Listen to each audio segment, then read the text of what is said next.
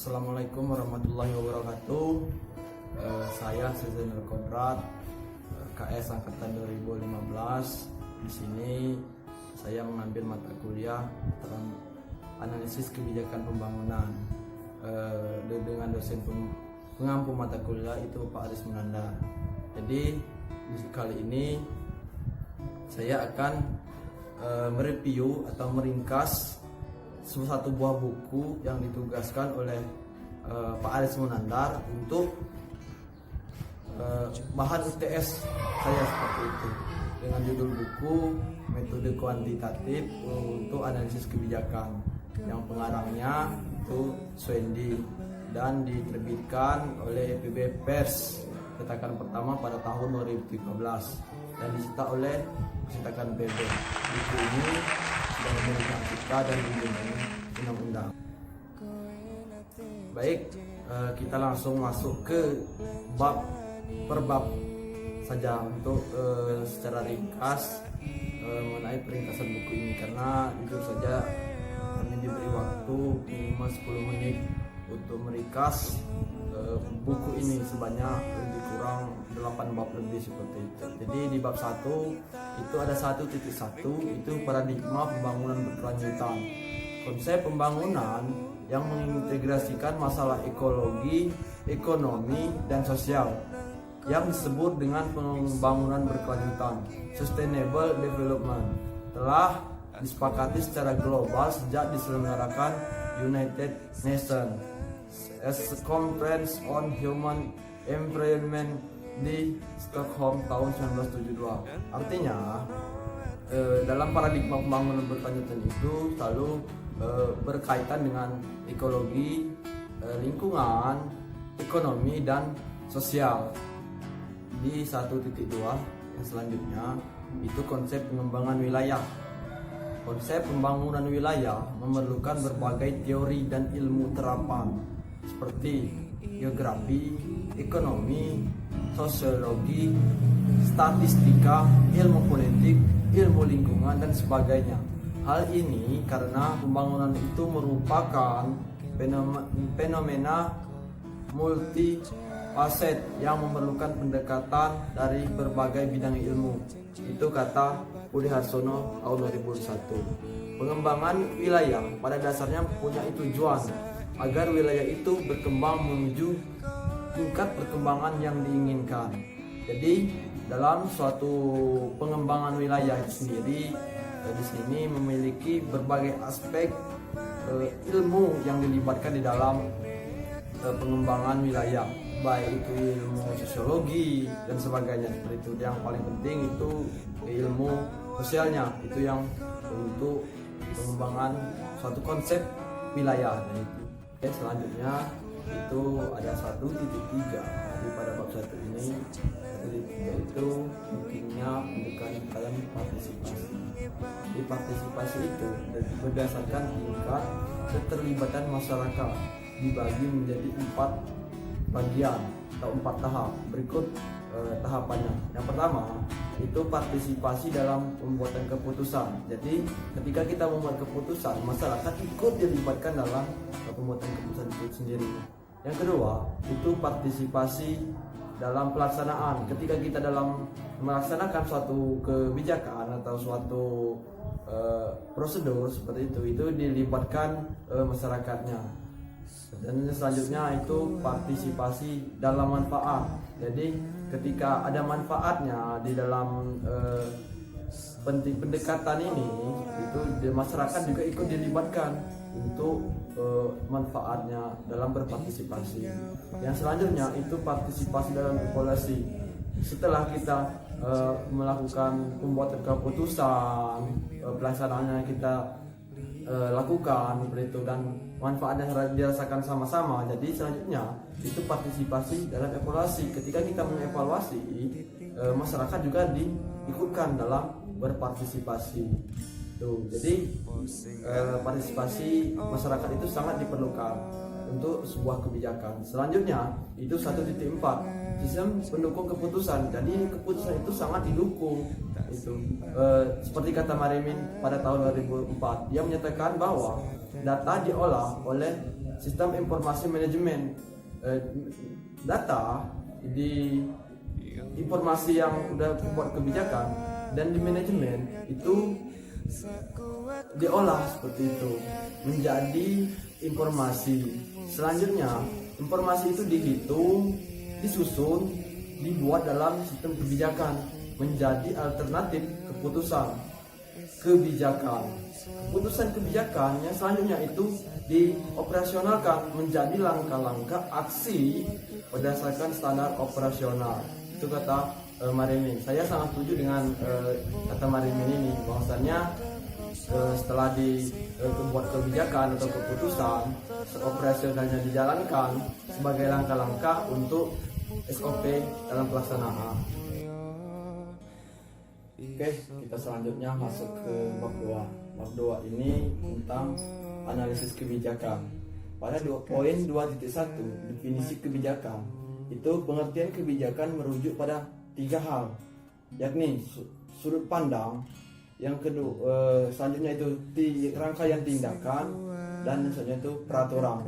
Ketiga hal tersebut menjadi pedoman bagi para pengambil keputusan untuk melaksanakan sebuah kebijakan. Dari beberapa definisi mengenai kebijakan ini, kebijakan publik, ada satu definisi yang cukup komprehensif untuk menjelaskan apa itu kebijakan publik. Definisi tersebut berbunyi respon dari sebuah sistem politik terhadap demands atau klaim dan support yang mengalir dari lingkungannya.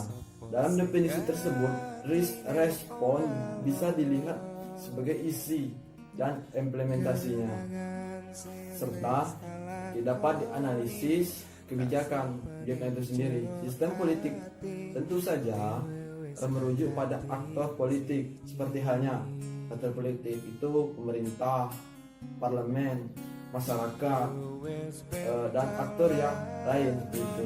Dan demands dan klaim bisa jadi merupakan tantangan dan permintaan dari aktor-aktor tadi. Sementara support bisa merujuk pada dukungan baik sumber daya maupun infrastruktur yang ada seperti itu. Respon yang terakhir, lingkungan merujuk pada suatu wilayah. Dapat sebuah wilayah tempat merupakan sebuah kebijakan yang dapat tempat pengimplementasiannya mengenai definisi kebijakan tadi. Yang selanjutnya itu poin 2.2 pada bab 2 ini. 2.2 itu mengenai kebijakan publik. Kalau kita lihat secara umum, istilah kebijakan publik atau polisi digunakan untuk menunjuk perilaku seorang aktor atau sejumlah aktor dalam suatu bidang kegiatan tertentu. Itu kata menurut Anderson pada tahun 1999. Kebijakan publik didefinisikan oleh Robert F. Yeston pada 1971 adalah sebagai hubungan suatu unit pemerintah dengan lingkungannya. Berarti pemerintah itu dalam mengambil suatu kebijakan publik secara umum itu hubungan keterkaitan antara pemerintah dan lingkungannya. Itu. Yang selanjutnya itu 2.3. 2.3 ini adalah poin pokok, saya rasa seperti itu, mengenai analisis kebijakan pada buku ini. Itu mendefinisikan analisis kebijakan adalah sebagai ilmu sosial terapan yang menggunakan berbagai metode untuk menghasilkan dan mentransformasikan informasi yang relevan yang dipakai dalam memecah persoalan dan kehidupan sehari-hari. Seperti itu. Jadi ketika kita menganalisis sebuah kebijakan, formulasi apa yang ingin kita gunakan? Pada 2.4 itu formulasi kebijakan. Formulasi kebijakan merupakan turunan dari formula. Formula itu rumus yang secara ringkas berarti mengembangkan secara metode, resep, dan upaya mengurangi kebutuhan. Ya, itu merupakan kebijakan yang secara formulasinya merupakan metode, resep, dan upaya untuk mengurangi kebutuhan. yang dapat diterima secara relevan dan tindakan untuk menangani masalah tertentu yang diidentifikasi dan ditetapkan menjadi undang-undang. Itu pada bab 2, bahasan bab 2. Sekarang kita masuk ke bahasan bab 3. Pada bab 3 ini itu menggunakan pendekatan partisipatif. Pada titik 1, pendekatan partisipatif juga partisipasi dapat didefinisikan sebagai bentuk keterlibatan dan keikutsertaan masyarakat secara aktif dan sukarela, baik karena alasan-alasan dari dalam masyarakat secara aktif maupun sukarela, baik alasan dari dirinya maupun dari luar dirinya sendiri dalam keseluruhannya proses kegiatan yang bersangkutan. Partisipasi ini didasarkan tingkat keterlibatan masyarakat, dibagi menjadi 4 tahap. 4 tahapnya itu sebagai berikut. Yang pertama itu mobilisasi masyarakat, kesertaan situ. Yang kedua itu pengenalan partisipasi, dikenalkan dulu partisipasi masyarakat itu seperti apa. Yang ketiga itu pemberdayaan, setelah dimobilisasi, pengenalan partisipasi dan diberdayakan masyarakatnya, sehingga setelah masyarakat berdaya, masyarakat bisa menjadi mitra pemerintah seperti itu. Yang selanjutnya itu pada poin bab 3 ini, pada poin 3.2 menjadi pokok bahasan partisipasi masyarakat. Menurut Cohen dan Uphoff pada tahun 1977, partisipasi adalah keterlibatan masyarakat dalam proses pembuatan keputusan tentang apa yang dilakukan dan bagaimana keterlibatan dalam pelaksanaan program dan keputusan. Jadi partisipasi masyarakat ini digunakan, dilibatkan seperti itu untuk penyusunan keputusan dan sebagainya, bisa menjadi mitra masyarakat. Harapan yang punya seperti itu pada poin 3.2 partisipasi masyarakat. Selanjutnya itu dalam poin 3.3 pada bab 3 ini tentang metode atau cara partisipasi itu sendiri.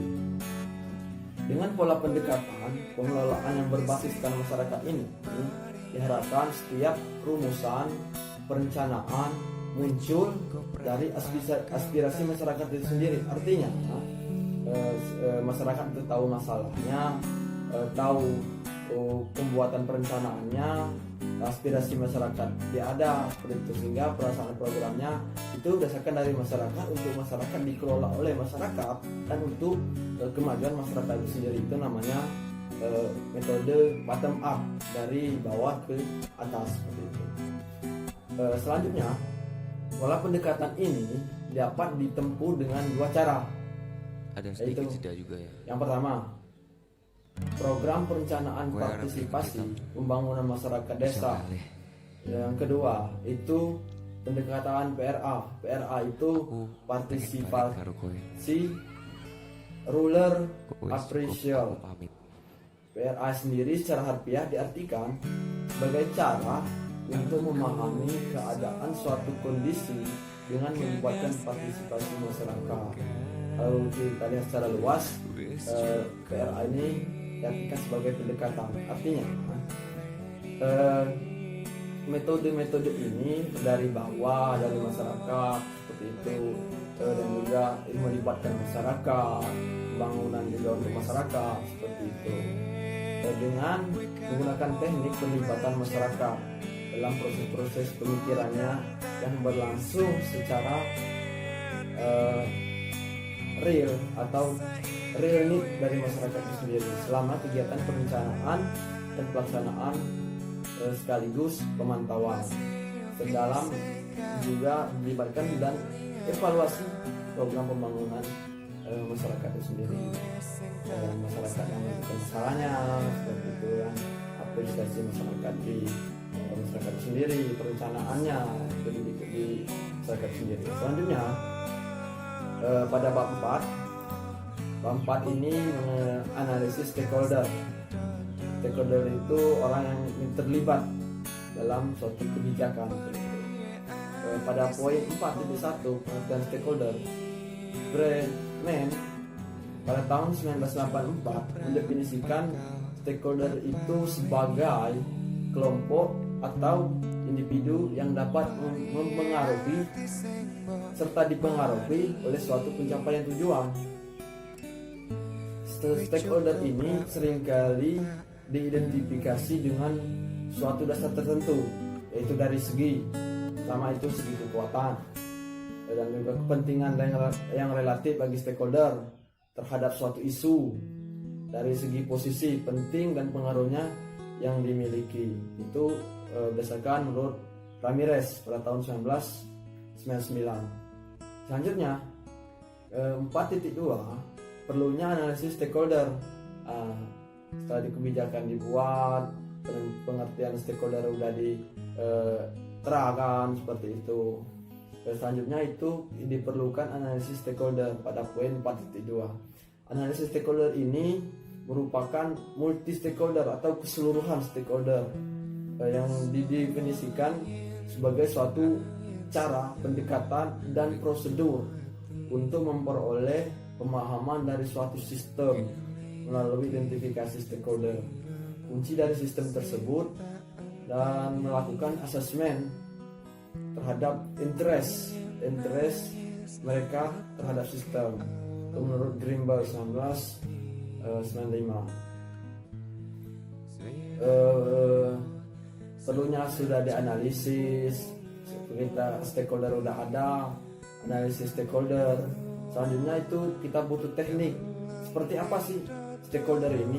Kita menganalisisnya stakeholder ini pada poin 4.3 itu mengenai cara analisis stakeholder. Analisis stakeholder itu dapat dijalankan dengan tahapan berikut. Ada lagi tahapannya untuk menganalisis stakeholder. Yang pertama itu kalau saya jelaskan secara rinci mungkin waktu kurang mumpuni seperti itu, tapi saya akan mengambil secara umum mengenai analisis stakeholder ini, teknik-tekniknya seperti itu. Yang pertama itu identifikasi stakeholder. Identifikasi dulu nih siapa-siapa yang menjadi dijadikan stakeholder kita nantinya. Yang kedua itu merumuskan isu yang hendak dibahas, apa sih yang ingin kita bawa untuk suatu kebijakan masyarakat nantinya seperti itu. Yang ketiga itu membuat draft daftar panjang, terpanjang di sini dalam artian setelah dirumuskan hendak dibahas dan didaftarkan dulu seluruh asesmen yang dilakukan. Yang keempat itu pemetaan stakeholder.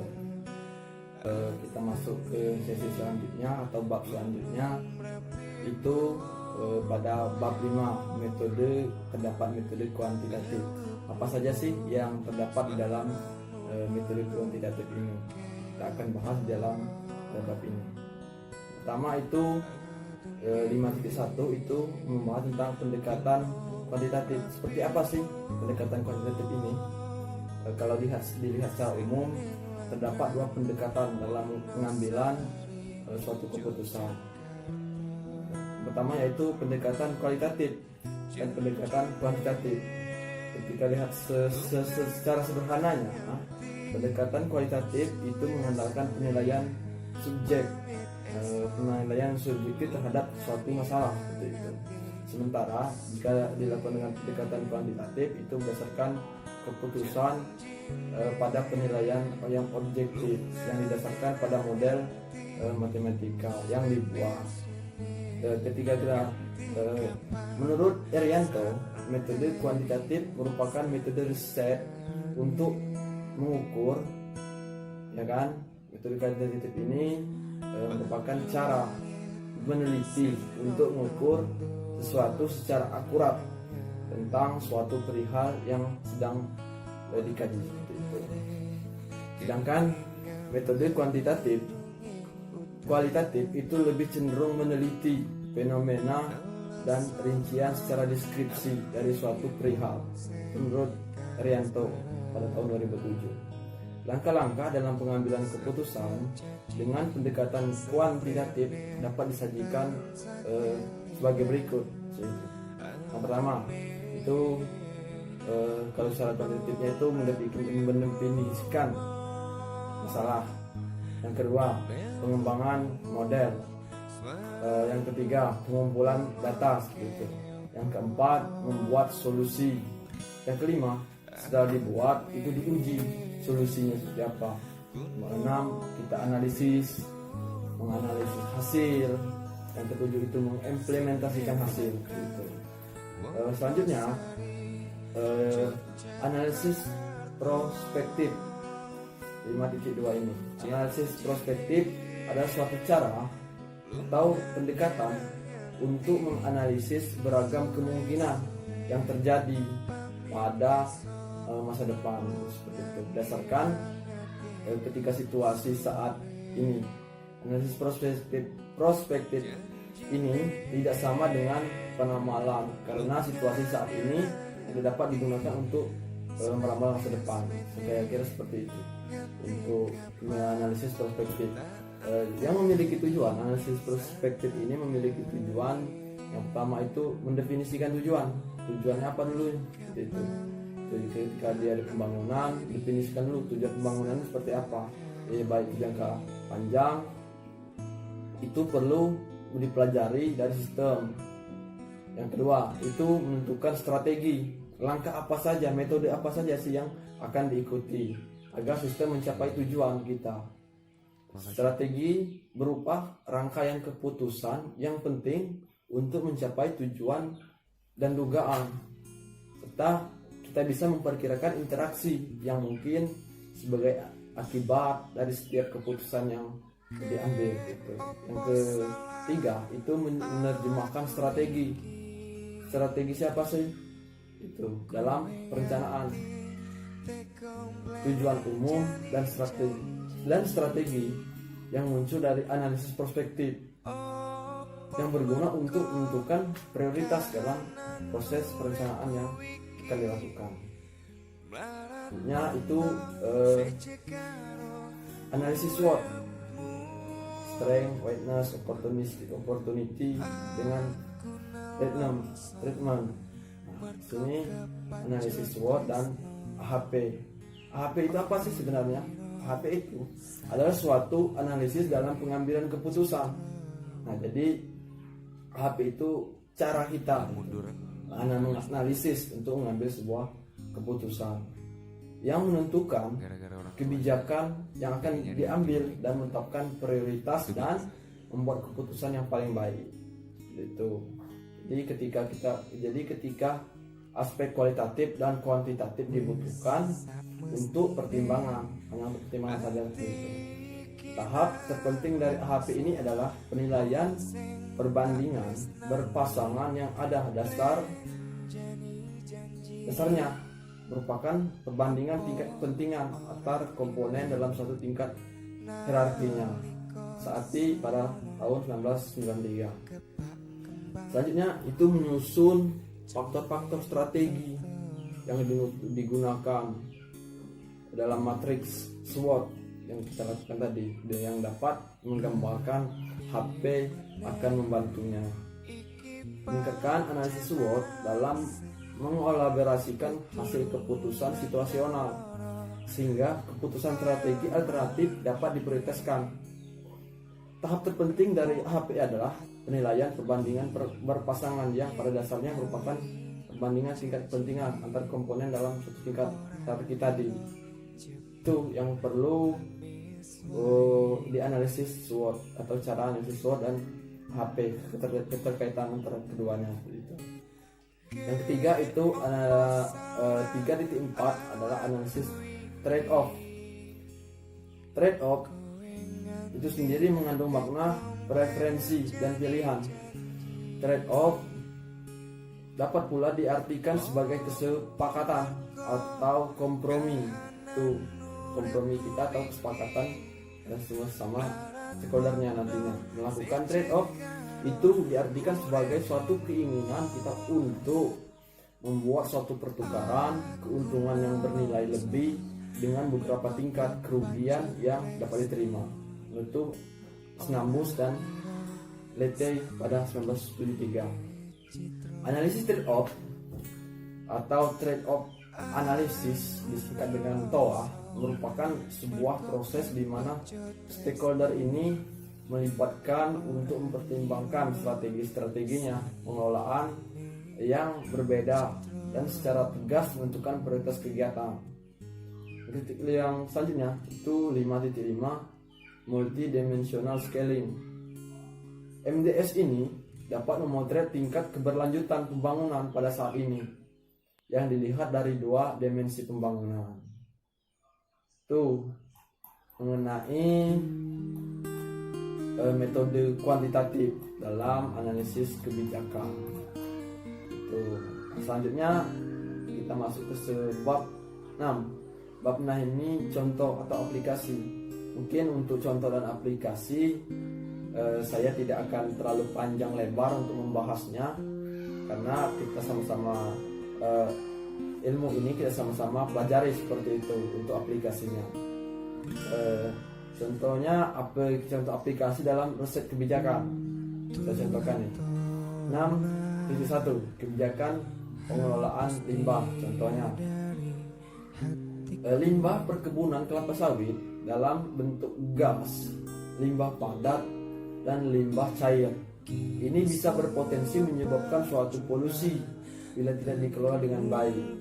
Untuk mengelola limbah yang diproduksi oleh kebun-kebun kelapa sawit, itu sangat diperlukan sebuah sistem kontrol yang meliputi pengelolaan pembukaan lahan, pemeliharaan lahan, dan panen buah segar di lapangannya, serta pengelolaan minyak sawit, baik itu mentah dan maupun minyak sawit inti, termasuk unit pengelolaan limbah. Di sisi lain juga, limbah dalam bentuk serat, cangkang, tandan kosong sawit, batang pelepah, dan limbah cair hingga saat ini belum dapat dimanfaatkan secara optimal. Ini yang perlu kita tangani secara bersama-sama. Yang selanjutnya itu 6.2. 6.2 ini cara atau desain kebijakan dalam pembangunan wilayah. Seperti apa sih cara merancang suatu kebijakan untuk pembangunan suatu wilayah sendiri? Ketika disisir, saya contohkan Kabupaten Subang. Menurut itu Swendi, penulis buku ini. Apa? Wilayah pesisir itu merupakan ekosistem yang produktif dan kompleks, baik dinamika sistem ekologinya, lingkungannya, maupun sistem sosialnya, sosial maupun ekonomi serta ekonomi masyarakat itu sendiri. Ekosistem pesisir itu menghasilkan bahan dasar untuk pemenuhan kebutuhan, baik itu pangan, kebutuhan perluan rumah tangga, serta industri yang bernilai ekonominya cukup tinggi. Tuh. 6.3 itu mengajarkan kita model kebijakan pengembangan kawasan atau transmigrasi yang berkelanjutan. Kegiatan pembangunan dinyatakan itu berkelanjutan jika kegiatan tersebut secara ekonomi dan secara ekologi dan sosial bersifat berkelanjutan.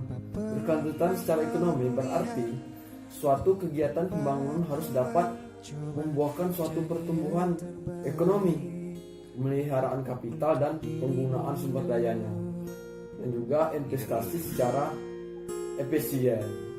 Tuh, contoh aplikasi dalam teori yang kita bahas tadi. Yang selanjutnya itu pada bab 7 ini ada implikasinya. Yang pertama itu konsep pembangunan berkelanjutan ini telah diadopsi oleh setiap negara untuk diterapkan dalam kegiatan pembangunan, mulai dari tahap perencanaan, tahap pelaksanaan hingga evaluasi. Seperti di negara kita saat ini, Indonesia saat ini sudah menerapkan konsep pembangunan yang berkelanjutan ini dengan cara perencanaan itu secara bottom up, dari bawah ke atas, tidak lagi dari atas ke bawah. Dalam pengelolaan sumber daya alam telah disepakati secara global atau mendunia mengenai bagaimana seharusnya sumber daya alam dikelola agar berkelanjutan sebagai dasar bagi peningkatan kesejahteraan manusia dan kegiatan ekonomi. Dalam kesempatan ini jelas bahwa pengelolaan sumber daya alam harus mempertimbangkan ketiga aspek, yaitu ekonomi, ekologi, dan secara sosial yang bisa berkelanjutan. Berlanjutan itu merupakan pernyataan ideal di mana masyarakat hidup untuk menikmatinya, menikmati kebutuhan mereka yang ramah lingkungan dan berkeadilan sosial, bukan kompromi dari kemampuan manusia untuk melakukan yang sama di masa kini akan datang. Itu. Oke, dengan lagu ini tadi ya maka berakhir lah. Baik, terima kasih. Sebelumnya saya mohon maaf ketika ada banyak kekurangan dalam ringkasan saya ini atau ilmu yang saya berikan. Kita sama di sini sama-sama belajar. Mohon maaf apabila terdapat banyak kekurangan sana sini dalam konten ini atau editing. Terima kasih. Assalamualaikum warahmatullahi wabarakatuh.